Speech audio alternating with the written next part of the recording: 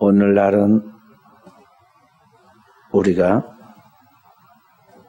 이런 코로나 사태로 인해서 생명이 죽고 사는 문제들이 벌어지고, 이 코로나 문제 때문에 이 문제에 집중하느라 다른 병 걸린 사람들이 한 달이면 100명 이상씩 죽어요. 그렇게 빨리 안 죽어도 될 사람들이. 왜냐하면 의사들이 숫자가 한계가 있고 병상이 거기에 이제 한계가 있어서 우선적으로 이 코로나 환자를 다루다 보니까요, 많은 중환자들이, 심각한 환자들이 제대로 치료를 받지 못해가지고 지금 그렇게 죽습니다. 하나를 더 하려고 하니까 하나가 또 빠지는 거죠. 그러한 가운데서 우리 민족이 지금 살아가고 있는데, 이러한 가운데서 우리가 그동안 하나님께서 우리에게 주신 평안함과 또 안정된 삶의 소중함을 우리가 얼마나 귀했는가를 깨달을 수가 있죠. 특히 한 국가가 존재하고 이 국가를 통해서 민족이 살게 되고, 또 그러한 것들을 통해서 우리의 꿈과 이상을 실현하며 나갈 수 있다는 게 얼마나 큰 축복인가를 우리가 경험하게 되죠. 오늘 우리 민족이 역사 속에, 5천년의 역사 속에 유례 없이 평화를 누리고 번영을 누리고 자유를 누리고 있습니다. 그러나 그게 공짜로 된 것이 아니고 거저 얻어지는 것이 아니라 우리의 선열들에 의해서, 우리의 조상들 중에 뛰어난 지각을 가진 선열들이 값진 고귀한 희생을 했기 때문에 오늘날 우리나라가 지금 나라를 구성하고 그 국가의 존재 속에서 번영을 이루게 되었다는 걸 우리가 알 수가 있습니다. 근세에 우리나라는 큰 위기가 두 번 있었죠. 일제 침략으로부터 고통받았고, 그 앞전로부터 독립을 얻기 위해 많은 독립투사들과 기독교 선진들이 희생을 했습니다. 또 이어서 6.25가 벌어졌고, 6.25 이 한국 민족전쟁으로 인해서 우리나라 사람들이 많이 죽고 다치고 이산가족이 되었습니다. 집과 교회들이 불타고 성도들이 많이 숨겨있죠.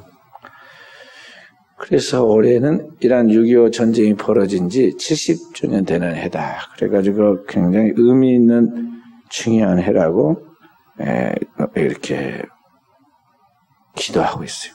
외국 사람들도 우리나라를 놓고 좀 기도해 줍니다. 이스라엘 백성들이 바벨론 포로되어서 70년 동안 있다가 포로에서 해방되어 귀환되었던 70년 전 우리 한국에도 이제는 하나님의 구원의 그런 해방을 주시지 않을까, 그걸 놓고 기도하는 거죠. 그래서 이러한 때 우리는 나라의 소중함을 다시 생각하게 되고, 우리가 이와 같이 이 한 나라에서 우리에게 주어진 자유와 평화를 마음껏 누리면서 살아갈 수 있다는 것, 그것이 얼마나 큰 축복이라는 것을 감사해야 하겠습니다.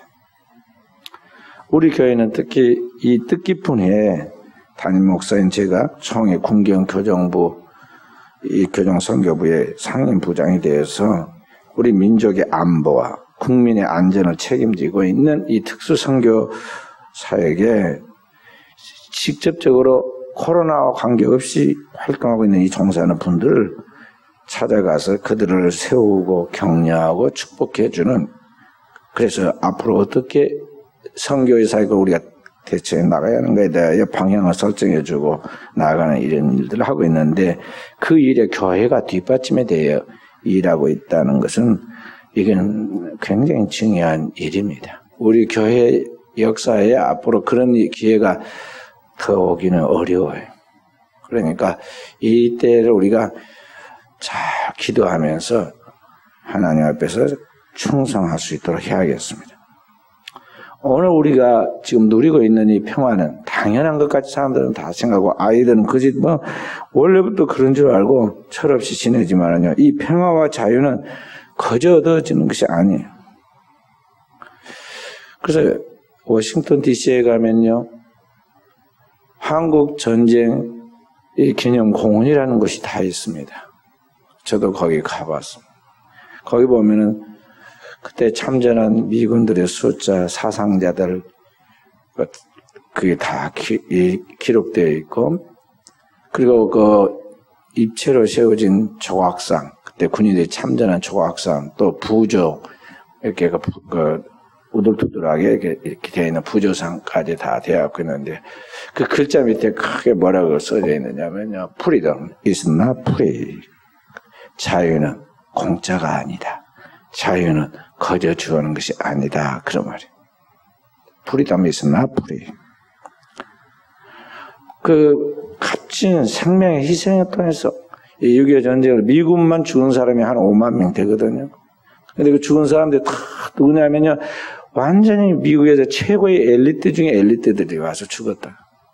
그래서 장군들, 오는 젊은 장교들은 장군의 아들들, 예, 살아남은 사람은 나중에 보면 전부 다 장군이 되고 육군 참모총장이 되고 다 그렇게 됐어요. 죽은 사람은 이제 죽고, 아버지에 의해서 아들이 다 자기 아버지가 와서 이 나라에 와서 싸웁니다. 그렇게 해서 오늘 우리가 자유를 얻어가지고 살고 있다는 것을 생각하면은 굉장히 이게 값진 것이죠. 그러니까 우리가 지금 그냥 이렇게 지낸 게 아니야. 미국의 트럼프 대통령이 돈 내놔라고 말이죠. 방위비 내라니까 지금 상당히 우리가 불쾌하게 생각하고 괘씸하게 생각하고 미워라고 그럽니다. 그런데 다 까닭이 있어서 그래요. 옛날 너희들 가난할 때는 우리도 내가지고 막 주변 사람들까지 동원해가지고 너희 다 도와줘 살게 됐고, 이제 너희가 부자 내라 됐으니까 너희가 지금 이제 돈 낼 만큼 냈으니까 방위비 정당하게 좀 내라. 그런 말이거든. 근데 우리는 지금까지 거의 공짜처럼 지내왔기 때문에 갑자기 그 돈 너무 많이 주려 한다고 막 버티고 있는 것이죠. 그래서 조금 여유가 있으면 트럼프 대통령이 여유가 있으면요, 조금 템포를 조절해 천천히 하면은요, 한 몇 년 사이에 다 해결될 문제인데, 차례차례 조금씩 하면 될 건데, 한 번에 내놔라고 막 그렇게 하니까 마치 뺏긴 것 같아가지고, 그런데 사실은요, 사실은 그 돈 내고라도 전혀 아깝지 않은 그런 것들이거든요. 그래서 그런 많은 희생들, 생명의 희생, 물질적인 희생, 또 많은 시간과 정력을 많이 투자한 이러한 일들을 통해서 이제 우리나라에 자유가 주어진 것입니다. 그래서 누군가의 피값을 통해서 얻어지는 값진 것이라는 거죠. 그런 것을 우리가 알 때, 오늘 우리가 누리는 이 평화 시대에 우리는 내가 하나님 앞에서 무엇을 해야 하는가, 또 우리 민족이 이때 이 세상에서 무엇을 해야 하는가, 이런 것들을 생각하면서 우리가 할 수 있는 최선을 다하고, 다음 세대, 한 세대는 가고 또 한 세대가 옵니다. 그러니까 우리의 자녀들의 다음 세대에는 우리보다 더 나은 미래를 줄 수 있을 정도의 그러한 우리가 모든 것들을 해놓고 가야 한다는 것이죠. 그래서 오늘 우리는 이 세상에 모든 것들이 이 풀에서 과일을 따기도 하고 꽃도 따기도 하고 거기에서 곡식도 거두기도 하는데, 그게 그냥 주어진 것이 많은 수고와 관리를 통해 주어진 것 같이 우리에게 주어지는 이 평화와 우리에게 주어진 자유와 우리에게 주어지는 이 모든 풍요의 은총들은 다 그 보이지 않는 많은 희생의 대가를 통해서 오늘 우리에게 이것이 주어졌다는 걸 알고, 우리는 그래서 당연하게 여기고 때로는 그것을 소홀히 해서 나아가는 것이 아니라 이것을 잘 활용하여, 주님이 우리에게 5달란트 받은 자는 또 가서 5달란트를 남겨 주인에게 충성하였던 것 같이, 오늘 우리는 우리 하나님께서 주신 이 기회들을, 이 하나님 주신 축복들을 잘 활용해서 하나님의 영광을 위하여 잘 활용함으로 우리 시대뿐만 아니라 다음 시대가 축복이 되도록 해야 한다는 것입니다. 지금 우리나라는 남한과 북한을 다 합해 8천만이 조금 못 되죠. 7,700만 정도 됩니다. 그래서 빨리 통일을 해야 할 이유 중에 하나도 그런 것이에요. 우리나라 사람들 너무 아기를 안 낳아가지고 지금 동남아시아에서 수입을 너무 많이 했어요.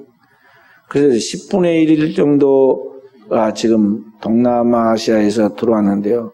우리나라 사람들이 상당히 멋지고 잘생겼는데요. 동남아시아에 피가 섞여가지고 좀 이상하게 지금 2세들이 조금 그렇기도 하고, 뭐 정체성이 많이 흐려지기도 했어요. 미국 닮아가는 거죠. 미국에서 저기, 값싼 노동력인 거의 공짜나 다름없는 흑인들을 저 아프리카에 잡아와가지고 노예로 부리다가 지금은 이제 그 문제, 흑인 문제 때문에 골치를 앓고 있잖아요. 미국 인구의 10분의 1입니다. 적은 숫자예요. 그런데도 이 흑인 문제를 처리하지 못해가지고 굉장히 미국의 정체성이 혼란을 겪기도, 그 문제를 책임을 회피하기 위해서 때때로 우리가 우리 아시아 쪽에다 그 타켓을 돌리기도 하고 그렇게 합니다. 그런데 이 인구가 1억이 넘어야 뭔가 힘을 발휘할 수 있다고 그래요. 세계에서 지금 인구가 1억 이상 되는 나라가 몇 개나 될까요? 14개 나라가 있어요, 지금. 1억 이상의 인구가 14개.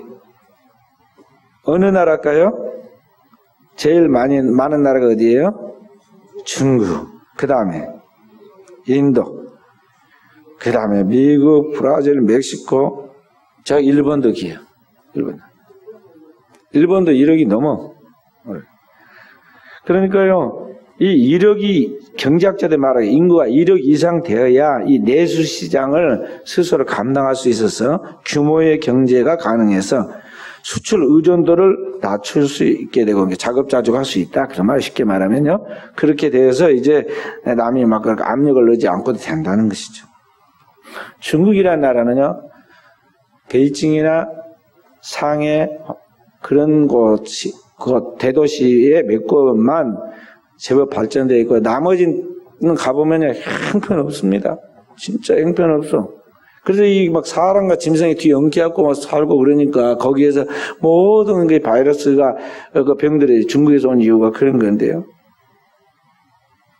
이 중국이 이렇게 미개하고 부족한 게 많음에도 불구하고 지금 세계 속에 큰 소리를 치는 것이 뭐냐면요. 사람들이 또 함부로 할 수 없는 게 뭐냐면 숫자가 많다는 거예요.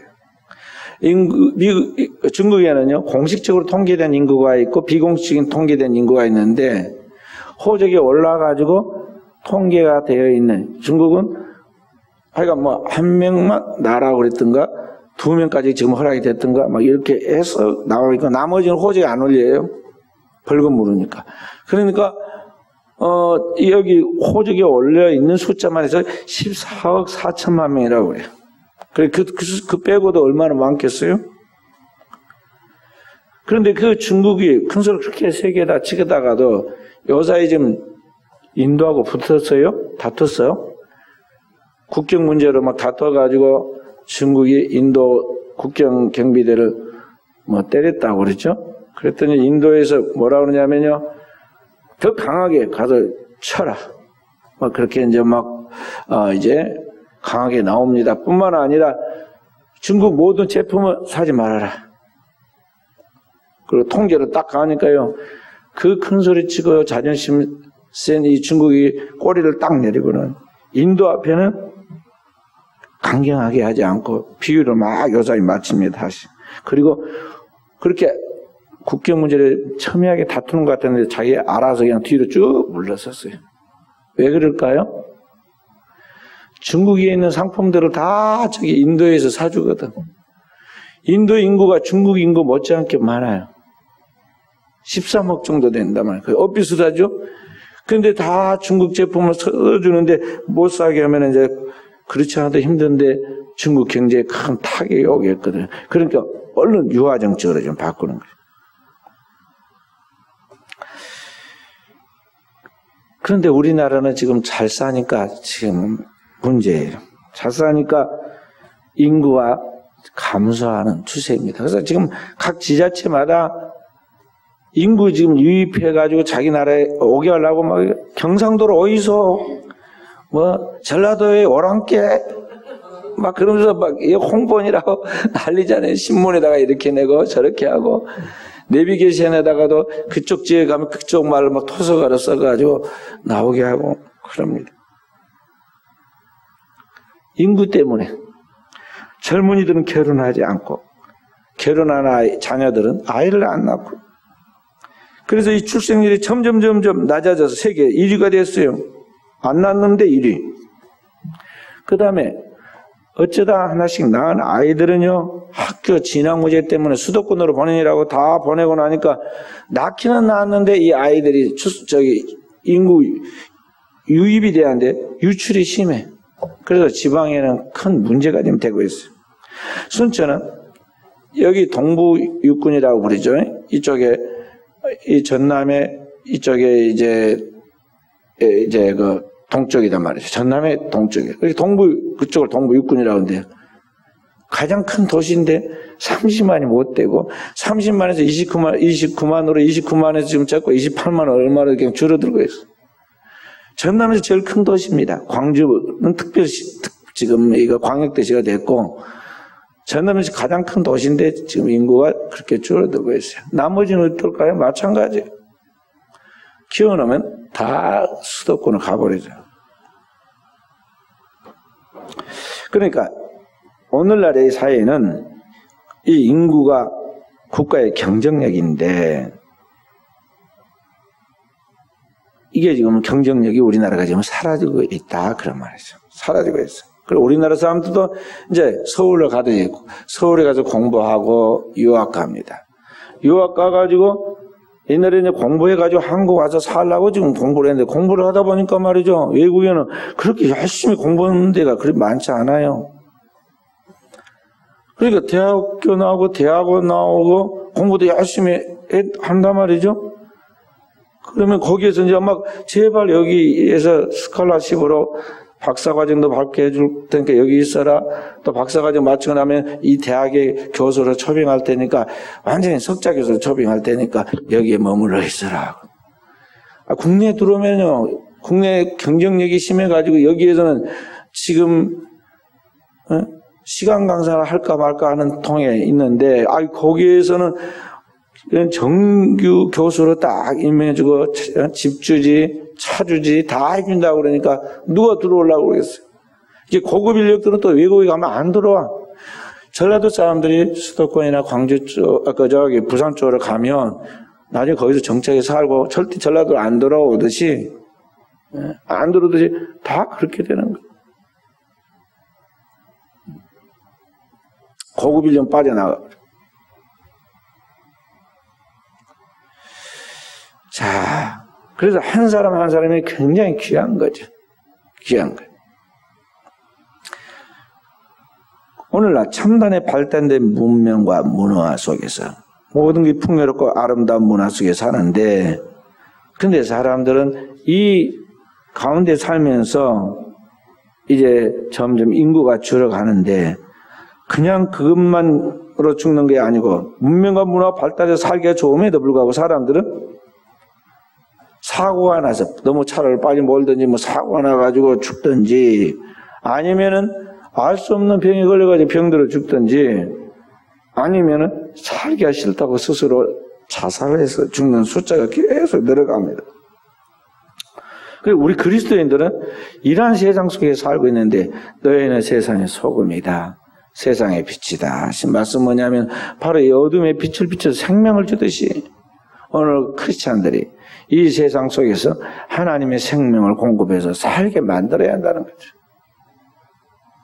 썩어가는 모든 생명체에 소금을 해서 방부하듯이 부패하지 않게 하듯이 오늘 크리스찬들이 이 죄와 저주로 주하고 있는 이 세상 속에서 하나님의 생명의 방부제처럼 이 세상을 살리는 역할을 해야 한다 그런 말입니다.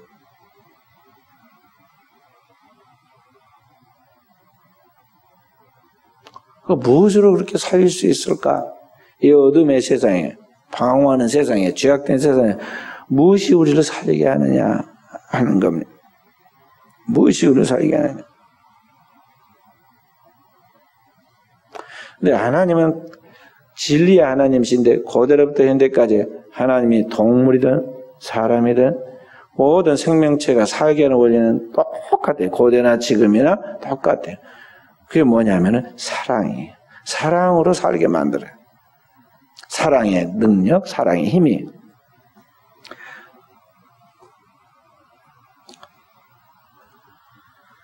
외국에서 목회하는 목회 초년 병인 목회자가 자기의 둘째 아이가 태어난 지 6개월 만에 소아암에 걸렸습니다.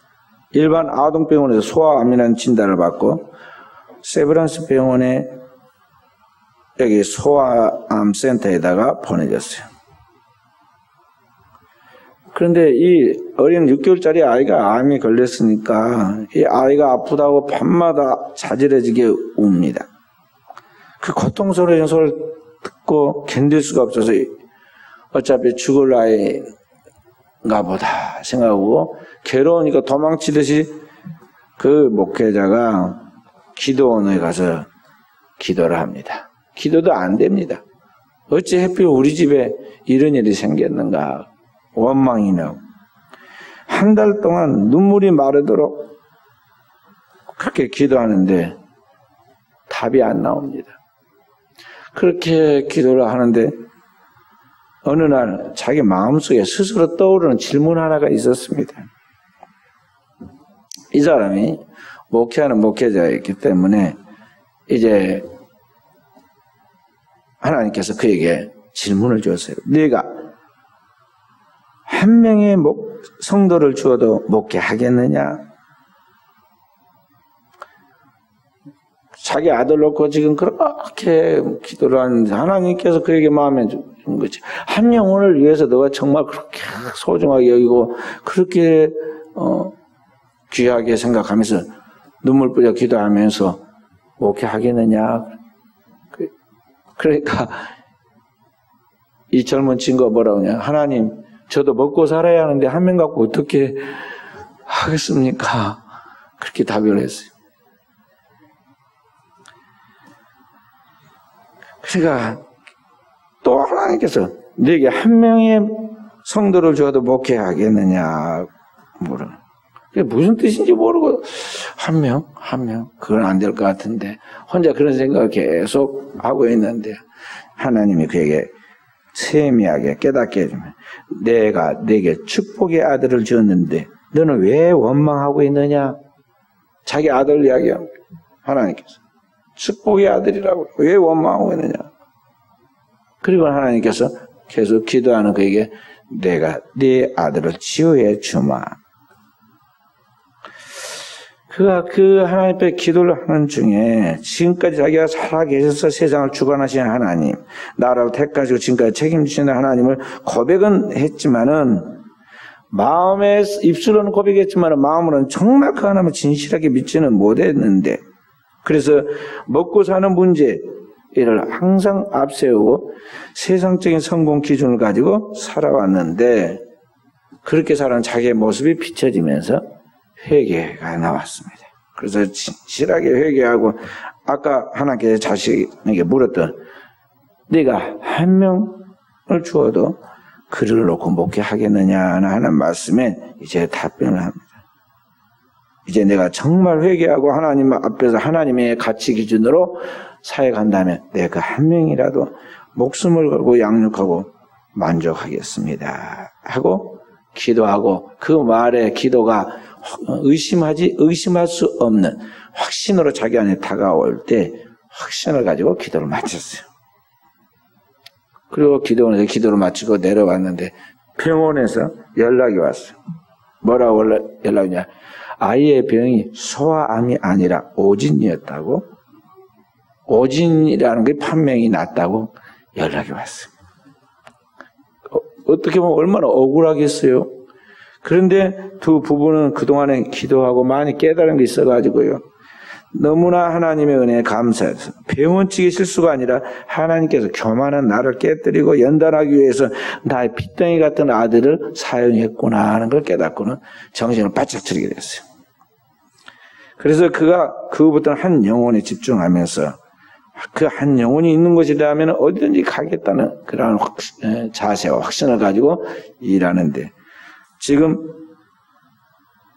그가 목회하고 있는 파리와 그르노블이라는 곳에 왕복 1200km 그러니까 600km씩 왔다 갔다 하면서 목회를 하고 있어요. 파리에 있는 그르노블 선한 열매교회 정정용 목사님의 간증 이야기입니다. 그러니까 오늘 우리는 이 하나님 앞에서 무엇을 할 때 이 생명의 절대적 가치를 알고 그 한 영혼을 살리려고 할 때 이 하나님의 마음을 가지고 하나님의 사랑으로 이렇게 나아갈 때 그때 한 영혼이 주님 앞에 돌아올 수 있고 그 영혼을 구원시킬 수 있다는 걸 알고 그 한 영혼에 집중해야 한다는 것이죠. 가족이 되었든 그 누가 되었든 하나님께서 오늘의 이 시대에 나에게 붙여진 영혼들에 대해서는 다 그리스도께서 보신 것 같이 한 생명을 천하보다 귀하게 여기고 그 영혼을 사랑으로 돌봐야 한다는 것입니다. 하나님의 이 절대적인 사랑과 그 하나님의 사랑의 파편이면 모든 게 다 가능해지는 거예요. 프랑스의 어느 가정에서 아기가 태어났는데 태어난 지 한 달 되었을 때 그의 아버지가 전쟁터에 가서 전쟁 하다가 전사하고 말아요. 아이는 태어나면서 한 달 돼서 뭐 아직 아빠 이름을 부를 수 없는 때잖아요. 아빠를 부를 수 없어. 그런 때 아버지가 죽었기 때문에 한 번도 생애 가운데 아버지라는 이름을 부르지 못하게 되죠. 그리고 홀어머니 밑에서 성장하게 되었는데 그 어머니는 청각장애인이었어요. 청각장애인들은 말을 못합니다. 해도 말이 이상해요.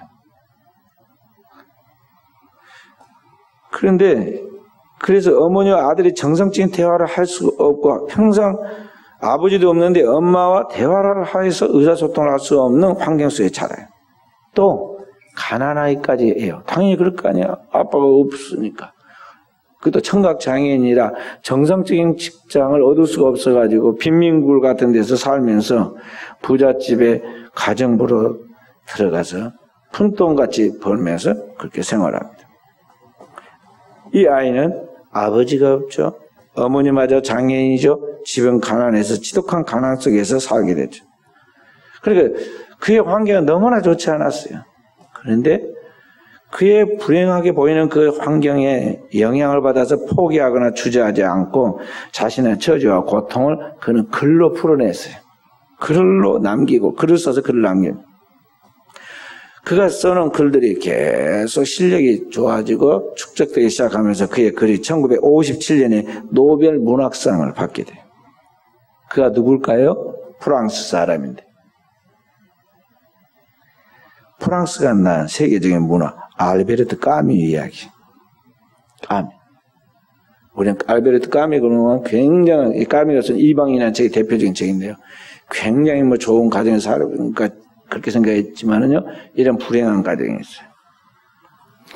이 알베르트 까미는요, 그의 삶의 모든 고통 속에서 힘들 때, 나도 어떤 뭐 돈 많은 사람이 나타나서 나를 좀 도와주면 좋지 않을까 하고 경제력 있는 사람을 찾고 의지하거나 또는 뭐 다른 어떤 방편을 사용해가지고 그 난관을 타개하려는 것이 아니라 자신의 이야기를 하나의 자신을 소재로 해서 자기가 부딪히고 있는 그 당면의 모든 고통들을 자기가 쓸 수 있는 자기가 잘하는 이 글 쓰는 재주를 가지고 계속 글로 풀어놓았더니 그것이 많은 사람들의 공감을 불러오게 되었고 노벨상까지 타게 된 거예요. 그가 노벨상을 수상할 때 이렇게 말했어요. 나는 어머니와 말로 대화를 나누지 못했습니다. 그러나 어머니는 항상 사랑이 가득한 눈으로 저를 대해주었습니다. 나의 어머니의 사랑스러운 눈동자가 없었다면 나는 아무것도 하지 못했을 것입니다. 나의 어머니의 포근한 눈동자를 언제나 나에게 용기와 희망을 북돋아 주었습니다. 내가 불행한 시절에도 삐뚤어지지 않고 이렇게 세계적인 작가로 우뚝 설 수 있었던 것은 돈이 아니요, 훌륭한 가정교육도 아니요, 단지 어머니의 사랑이 가득한 눈빛이었습니다. 그 여러 가지 열악한 환경에 장애가 있는 그 어머니, 사랑 하나면은 다 되는 거예요. 그 거짓 없는 참 사랑을 가지고 사랑하는 그 부모의 사랑 하나가 한 사람의 영혼과 인생을 완전히 뒤바꿔 놓았다는 것. 어머니의 그 깊은 사랑에 담긴 그 따뜻한 눈길이 어두운 환경 속에서 밤하늘의 별처럼 뛰어난 존재로 그를 만들어냈다 그런 것이죠. 그러니까 고대나 지금이나 오늘 우리를 살리는 것은 다른 게 아닙니다. 하나님께서 우리에게 부어주신 그 하나님의 사랑이고 그 사랑이 우리 마음에 심겨져서 이 모든 생명체는 어미가 새끼를 그렇게 지극한 사랑으로 사랑해. 그래서 주님께서 너희가 악할지라도 죄를 지어서 악한 주인이 될지라도 아직도 남아있는 게 있는데 부모가 자식을 사랑한다는 거죠. 그 사랑하는 그 사랑할 줄 알거든. 하물며 너희 천부께서 너에게 좋은 것을 주시지 않겠느냐. 그러니까 하나님의 절대적 사랑, 죄 없고 흠 없고 완전하지 그분의 사랑 우리를 그 사랑으로 사랑해 주는데 사람도 되는데 하나님은 어떻게 하겠냐 그런 말씀. 그래서 우리는 그 하나님의 사랑이 성령으로 말미암아 우리의 마음에 부음받고 그 사랑을 우리가 깨닫게 될 때, 그 사랑을 간직하게 될 때 이제는 우리가 완전해지는 거예요. 그 사랑 속에서 자라게 될 때 우리는 얼마든지 하나님 안에서 무한한 잠재성을 가지고 우리의 꿈을 펼쳐나갈 수 있고 우리에 대한 모든 이상과 우리에 대한 그 미래를 개발시켜 나갈 수 있다는 것이죠. 그래서 우리는 그 하나님의 사랑 가운데 거해야 돼요. 로마서 8장 3절부터 39절에 지난 주일날 제가 읽어드렸던 그 말씀. 누가 우리를 그리스도의 사랑에서 끊으리? 환난이나 공고나 기근이나 위험이나 적신이나 칼이라. 하늘의 높은 것이나 땅의 깊은 것이나 천사들이나 그 어떤 것이라도 우리가 하나님의 사랑에서 끊을 수 없다. 아들을 아끼지 않고 내어주시니까 모든 것을 은사로 너에게 주시지 않겠느냐. 주님께서 말씀은 그 하나님의 사랑이 우리 안에 성령으로 확실하게 공감되고 우리 하나님의 사랑이 깨달아질 때 그 하나님의 사랑의 원동력을 통해서 우리는 못할 것이 없다는 거죠. 그래서 우리는 그 하나님의 사랑 가운데 거해야 돼요. 그 사랑이 들어가면 다 치유가 되고 해결이 되는 거예요. 사랑에 장애가 있기 때문에 똑같이 큰 자녀도 쌍둥이도 달라지는 거예요. 믿음의 족장의 아브라함과 이삭과 야곱의 이야기 나올 때 보면 야곱은 쌍둥이에요. 에서가 쌍둥이에요. 그래서 성경에 뭐라고 이야기하느냐면 내가 에서는 미워하였고 야곱은 사랑하였도다. 중심을 보신 하나님께서 이 에서가 자기를 믿고 하나님의 은혜를 가볍게 여기고 소홀히 하니까 하나님의 관심 밖에 나갔다는 거죠. 반면에 야곱은 못난 약점이 많았음에도 불구하고 중심에 하나님을 경외하고 사랑하는 그 열정, 그 소망이 불타니까 하나님께서 그를 긍휼히 여기시고 사랑하였는데 그 사랑의 야곱을 얼마나 크게 만듭니까? 위대하게 만들고 그를 통해 하나님의 뜻이 하나님의 구원이 이 땅에 이루어지게 만들잖아. 사랑이 사람을 바꾸는 거예요. 그래서 우리는 늘 우리 자신을 돌아보고 내게 사랑 없음을 체크해서 이걸 빨리 회개하고 바로 잡아야 돼. 모든 면에서 우리는 사랑으로 하려고 해야 돼.